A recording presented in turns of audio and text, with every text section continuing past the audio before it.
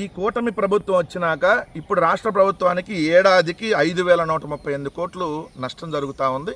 ఏంటిది అని అంటే విబిజీ రామ్జీ రాష్ట్ర వాటా 5,138 కోట్లు, కేంద్ర వాటా 7,707 కోట్లు. అత్యధిక నిధులు సాధించిన రాష్ట్రంలో 3వ స్థానంలో ఏం సాధించింది కాదు. ఇది ఏంటంటే అంతకుముందు మహాత్మా గాంధీ గ్రామీణ ఉపాధి హామీ పథకం అని ఉండేది. ఇప్పుడు దాన్ని పేరు మార్చారు.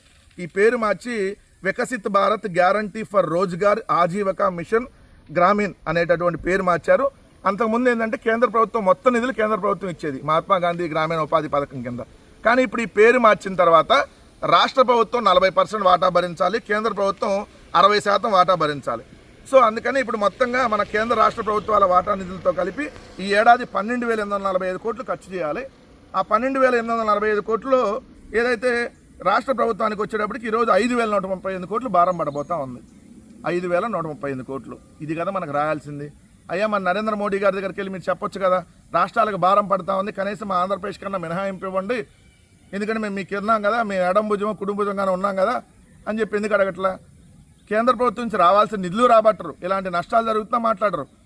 21 మంది ఎంపీలు, మళ్ళీ ఇప్పుడు రాజ్యసభ ఎంపీలు లేచిన దగ్గర నుంచి స్పెషల్ ఫ్లైట్లో తిరిగి సొల్లు కబుర్లు వాగమంటే మాత్రం వాగుతూ కూర్చుంటారు ఇప్పుడు ఉన్నటువంటి కూటమి నాయకులు అనేది స్పష్టం.